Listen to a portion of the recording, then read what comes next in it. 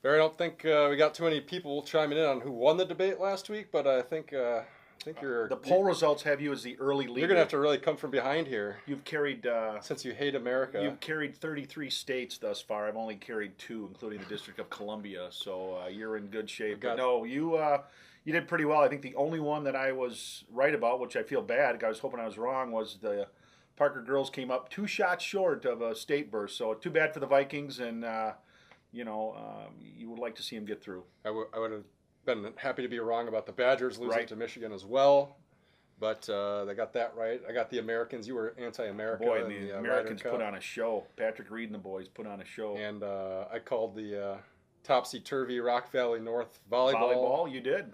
Great So match. One of the best matches I've seen. Edgerton coming back from 2 sets down to beat McFarland was as good as it gets for high school volleyball. Good stuff.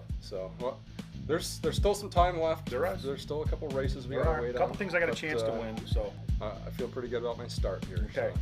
No debates this week, but we'll get back to talking local sports. So stick around with this episode of Extra Points.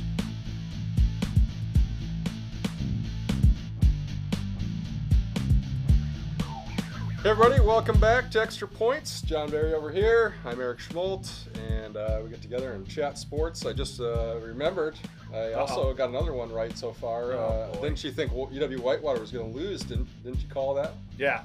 Yeah, there's another one. And I think as soon as we left the room, I said they're not going to lose.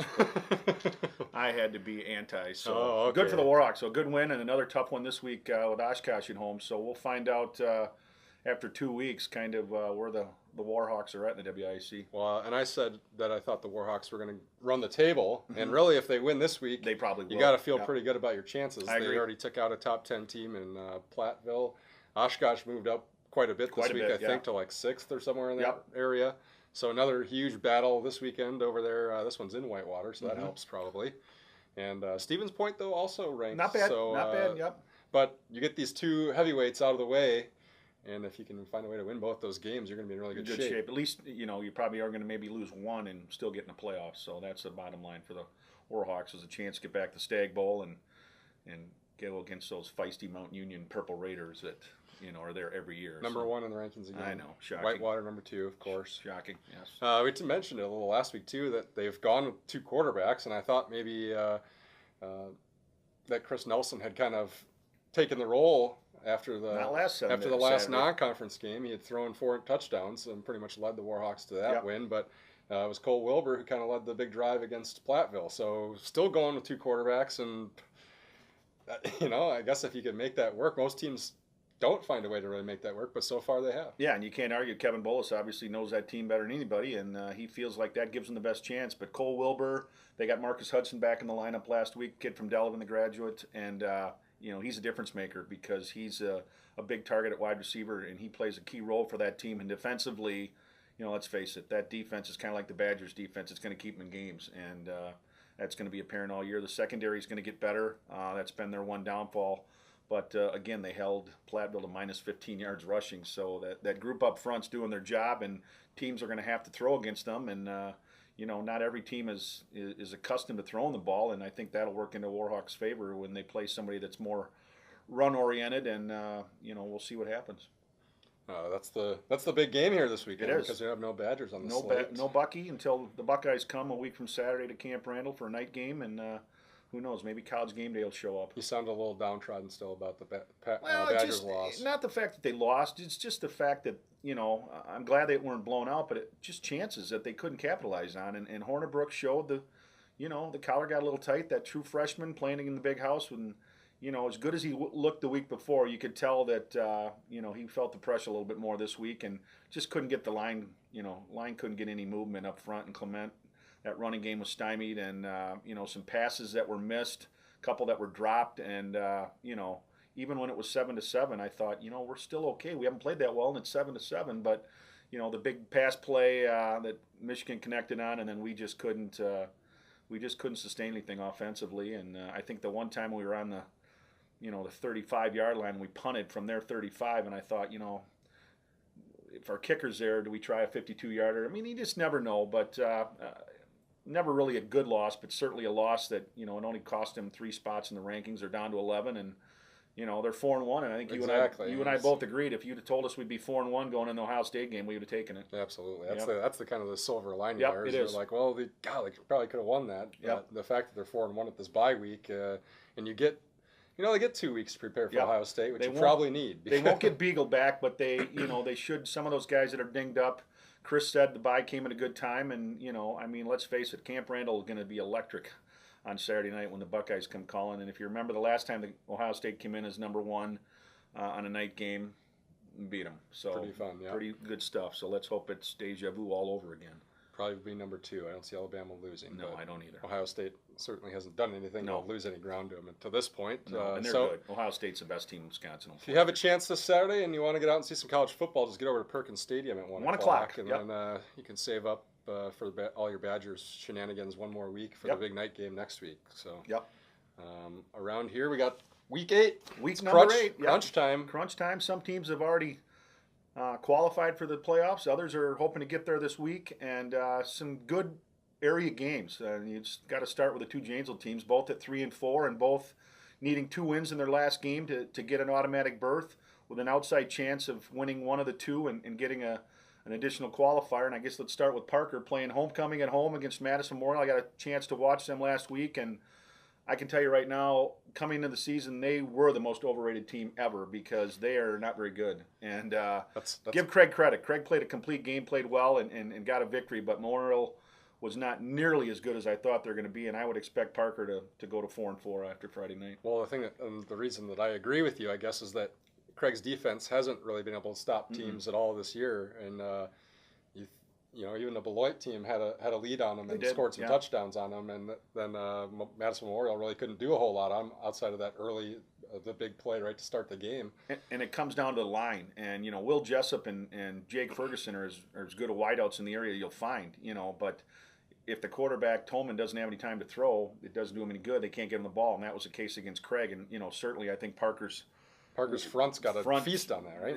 I would think Vance could run wild against those guys, and I would be surprised if Parker didn't roll Friday night. And defensively too, the line up front for Parker has been very good, and with Juan Harris and those guys kind of disrupting a lot of things in the backfield. So a lot of times it's been the run. This time it's going to have to be the pass, but I think they can get back there and put some pressure on them. I think they're going to have to, But I think, I can't see Memorial stopping them. I would expect Vance to, like I say, run wild, and Ed Jacobson, and I would think Parker would get an early lead and just control clock like they like to do when they get ahead. The other game, Craig at Madison West, kind of a little bit of a wild card. West has been they've had some weeks where they've looked pretty good, and they've been some weeks where maybe not so much. And you would think, with a lot on the line probably for both teams, that it's going to be a pretty good battle. Well, interesting side note to that game, I found out yesterday that Carey, I believe it's Carey or Clary, the star wide receiver for the Regents, who's getting a lot of D1 looks. I think he's over 1,000 yards receiving this year and 9 or 10 touchdowns. Will miss the Craig game. Oh, really? Disciplinary reason. He was kicked out of the game last week. I think they played Sun Prairie, and he was kicked out, so he has to sit out a game. So West won't have their top weapon against Craig, which is good for the Cougars, and hopefully it handcuffs West enough where Craig can again just go in and play a complete game and get back to 500, and then you take your chances on week number 9 at Verona, and it's going to be a tough test, but hey, Craig is a chance to be 4-4 and have a chance to qualify for the playoffs in week 9. That's all you can ask for. Especially with the tough start that they had. And with how young they are. They pretty easily could have just folded up shop and said, we'll work for next year, and they didn't do that. So you got to credit them for that. You do. Credit the kids and credit Coach McCormick and his staff for, getting those kids to believe in themselves, because I think going into last week, it was a game I thought Memorial was better than they are, and I thought, Craig might go in there and come up short, and that kind of takes them out of playoff mode, and instead they go in and get a win, and they're in good shape heading into the last 2 weeks. Probably one of the bigger games that we talked about before we came on the show here, Waterford at Delavan Darien in the Southern Lakes Conference. The Comets have already clinched their spot back in the playoffs this year. Good for them, but they get to test against a Waterford defense that's and Waterford, 3-time defending Lakes champion. They've been co-champions a couple of those times, but still, the Wolverines in 7 games this year have given up 26 points, and 3 of their last 4 games they've won by shutout. So that defense obviously is as good as anybody's around, and Their running back, Mikulski, leads the Southern Lakes in rushing. He's almost to 1,000 yards. But then Delavan counters with a team averaging in conference over 30 points a game.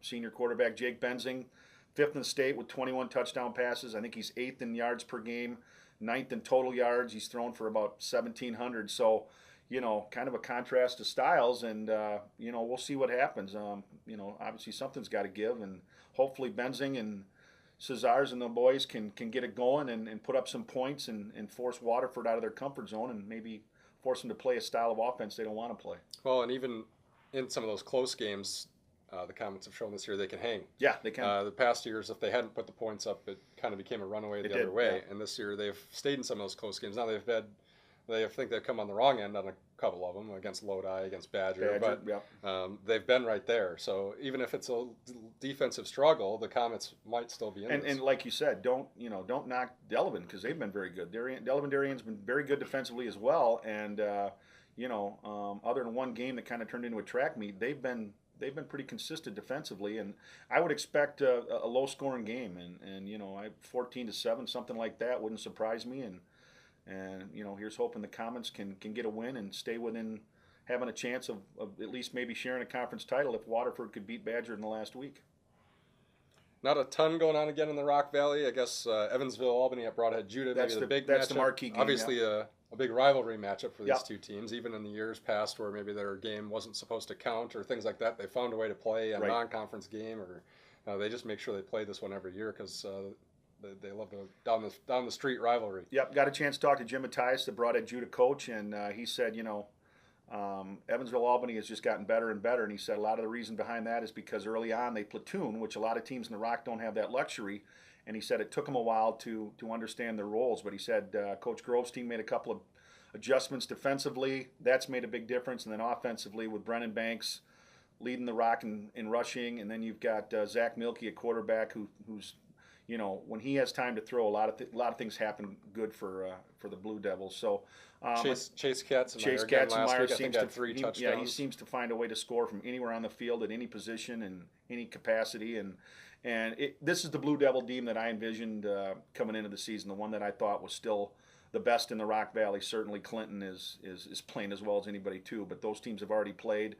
But I think right now Evansville Albany is playing very good, and I think they're going to be a team in the playoffs. If they get in Division III, they're going to have a handful because they're going to eventually run into Catholic Memorial or somebody like that, like they did last year. But you got to hope maybe if things turn out that Catholic Memorial will stay in 3, if maybe Evansville Albany can go to 4. I've been reading a lot of things. Janesville Parker, if they can get in, are likely going to be Division II. Really? Yeah, which I wouldn't be surprised if you see Janesville Parker at Lake Geneva Badger in a first-round game, and that would be interesting. That would be weird.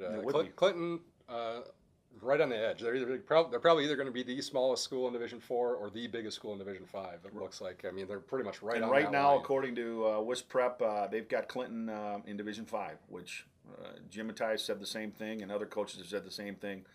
Not a team you want to play in the playoffs, especially with the no huddle. If you don't have time to prepare for it, it's going to give you all kinds of trouble. And athletically, Clinton is so stacked with so many good athletes that just are difference makers in that offense. You got to pick your poison, and it's tough to do because there's so many different weapons and so many things at Coach Spivak's disposal that they're a hard team to prepare for. The other matchup I look at is East Troy and Turner, just because these are two teams that are battling for a playoff spot. Turner really, really dinged up. Probably, I would guess like 5 of their top 10 athletes have been hurt or are hurt right now, and that has really kind of crippled them. It's going to be tough, but they need this one if they're going to make some noise. Probably does it for the football side of things. Volleyball conference season's kind of wrapping up here. We'll see how that thing all shakes out. And then you mentioned golf in the preview. Congrats to the Milton Golfers who will play at State Monday and Tuesday. Right. Back for the 6th time in 7 years, I believe. And you talked about in the debate about possibly a top 2 finish for the Red Hawks, and certainly Middleton and Arrowhead are going to be tough, but it's a 2-day tournament. It's a course that those girls know, and Mia Seaman gets hot. She could carry that team to a top 2 finish. There's no question about that. Well, I think the thing is they get to go in and not feel. They shouldn't feel a whole lot of pressure. No, they're not expected to win this year. So you can go in and maybe, hopefully, take a deep breath and play. Nobody's expecting you to go wild, so No. just go out and play some golf. And if that happens and some things start falling into place, all of a sudden you're right in the mix, maybe. Right, and they were what 338 at the sectional. Probably looking at, you probably got to have back-to-back rounds at about 320, 325. And I think that course was the longest course Milton has played all year. Yep. Kirk Williams said it was and it was even longer because it was very wet. Wet, yeah. Also, it took them literally like 6.5 hours to play a round of golf, and I couldn't believe it. No, that's what happens sometimes, and they made the turn in like 3 hours and 15 minutes. And there really isn't much you can do if the course if you're not familiar with it, and course management sometimes comes into it. But if you're losing golf balls left and right, and kids get into trouble. I mean, I've been around boys and girls where it seems like it's forever, and you just think, my goodness, are there any shots left? Brutal. Yeah. But the other thing for Milton, I think, we'll know in the first few holes if they're going to be in it or not. They didn't start very well at sectionals, Coach Whelan told me, and number 1 at University Ridge isn't necessarily super easy. Number 2 is kind of a weird hole. Yeah. You got to get off to a good start there. You can't win the tournament in the first 5 holes, but you can shoot your way out of it. Yeah, pretty you quickly could lose because you're probably not going to come back on a Middleton team. And the thing is and for Melton, it's going to come down to those 3, 4, and 5 kids, because you expect, your top 2 kids, Seaman and Taylor Hakala, that they're going to be consistent, and they'll be in the 70s, low 80s, something like that. Hopefully, maybe they can put a better round together. But it's what your 3, 4, and 5 kids do that give you a chance. You can't have a couple of them balloon, or like you said, you take yourself right out of contention. Probably should mention cross country as well. Nate Farrell just decided to run his feet off this weekend. Yeah, I mean, and Nate Farrell's a kid that Brian Lawton, the coach at Craig, told me that when he gets to college and he concentrates on one sport, because Nate's an outstanding wrestler as well, he said when they get him into one sport and he's putting in 60, 70 miles a week, he said he's got a chance to be special. And he broke a long-standing, not long-standing, but a Craig course record or school record that when you talk about Josh Lund and Tommy Meester and Spencer Rixey and the guys that they've had come through that program, Nate Farrell now sits at the top at what was it, 15, 14, I think it was, something like that. And grief. I mean, he shattered the course record over there by almost 27 seconds. And Farrell's a kid that got 4th at the Midwest against Finn Gessner, who's probably the best runner in the state. What did he run that in? He ran the Midwest, and I think it was 15, 18, I think, something like that. Yeah. I think that was kind of a statement like, hey, if I have my best here. day, yeah, I can be there. Right, and he wouldn't see him until the state meet anyway, because I don't think La Follette's in Craig's sectional. So, hats off to him, and hats off to the girls led by Peyton Sippy. They were second. Both teams are now ranked in the top 15 in the state, and it's kind of what we've come to expect from Craig Cross Country. That program with Jessica and Brian Lawton has just been so steady and so good, and this year's no different. Also keep an eye on some tennis, and what else am I missing? Swim will start wrapping up, and soccer is, soccer's getting to that the point. Conference season here.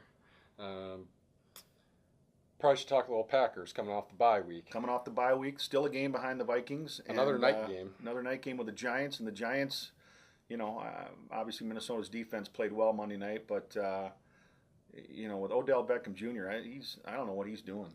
He's kind of lost his mind a little He's kind of on an island. I don't know what he's doing. They've played some pretty good defenses. Minnesota's defense is very good. Yeah. And the Giants have some pretty good passing weapons, so it's going to be interesting to see if the Packers, one, are going to have their full complement back in the secondary again, and two, if they can handle, they have Sterling Shepard, Victor Cruz, and Odell Beckham Jr. I mean, they've got a pretty good. They do, and pretty good and it's still a Super Bowl champion quarterback in Eli Manning. So I mean, it's there. It's just that the Giants, their run game, I think they were on their 3rd or 4th string running back. Right. I don't know if Rashad Jennings will be back this week or not, but certainly for Green Bay, coming off such a great performance against Detroit, that you hope you can build off of that. Rodgers looked like the Rodgers of old, and it's a case of continue to build and just take it a week at a time. And I think Green Bay's in good shape. I think whether they end up winning that division or not, they're certainly, I think, playoff bound. I mean, the NFC looks horrible. Horrible, yeah. So I mean, the 3 of us in this room and like 8 other people could probably get together and make a run at the we playoffs could, in the NFC. Mm-hmm. So, Yes, I agree. And, I mean, it's Even the Saints aren't out of it yet, even though No. I know I went back on my pick last week. Yeah, They're not out of it. But still, it's. I mean, even watching Pittsburgh on Sunday with all their weapons back, I mean, they're going to be good. But I agree, the NFC is wide open. And the AFC looks pretty good. And Brady comes back this week for the Patriots. Like Yep. you mentioned, the Steelers. Broncos are always going to be interesting because that defense is crazy. It's so good. I don't know who's going to be the quarterback, but Yeah, it doesn't seem to matter. No, it's week 5, but it's I think there's a lot we've learned, and we've learned that the Bears and Lions aren't very good. No.